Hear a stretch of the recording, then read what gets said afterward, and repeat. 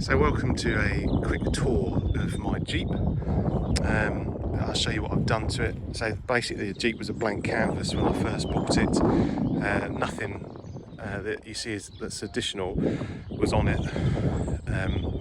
So starting off at the front, we've got the wire cutter made by World War II Fabrications in Norfolk, I think it is.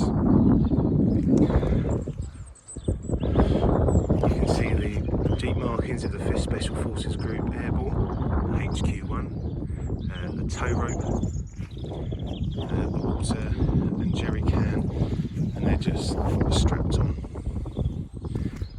to the back of the grille. You've got the Special Forces logo and the white star on the fender, the same with the bonnet, and then obviously the bonnet strap to the hood.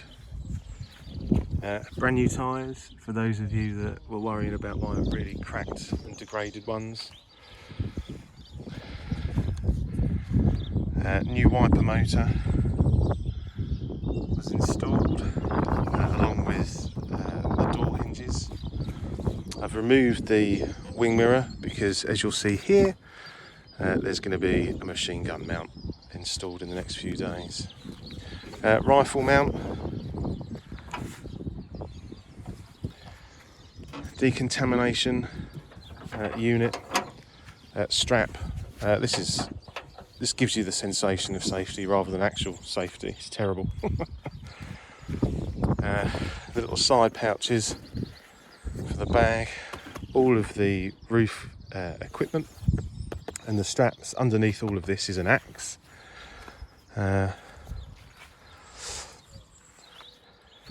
The top bow kit's all in here. You can also see the ammo cans. I've got enough 30 cal now, I'm just going to work on the 50 cal. And then, as you've seen in my other videos, we've got the full radio set up with it. I've also got a 50 cal cleaning kit, which conveniently, the little hooks for the belt fit around this gun mount support really well. Move around to the front, I've got some M38A1 binoculars that are strapped to the leg support. Here we've got the pedestal tag, which I have to admit was a bit poor quality from the guy. I'll put the details down. You can see all the paint peeled off when I was forming it around.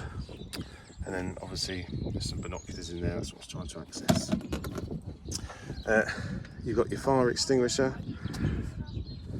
and then smoke grenades, flashlight, first aid kit. Moving around to the back, we've got the second spare wheel, and all that is some threaded bar, and if you can see in there, threads to the 2 vacant holes in the original spare tyre, and then these are torqued up to about 20 foot-pounds, and the rubber on rubber to keep it all in place. The rear markings, I've got a Vietnam era water bucket, jerry can, radio mount, antenna mount. If you look underneath, the wires all connected up through the chassis, little rubber grommet there. All of this is some radio equipment, which I'll show you what that's about in a minute. And then moving around here, nothing much this side. Obviously you've got the 50 cal,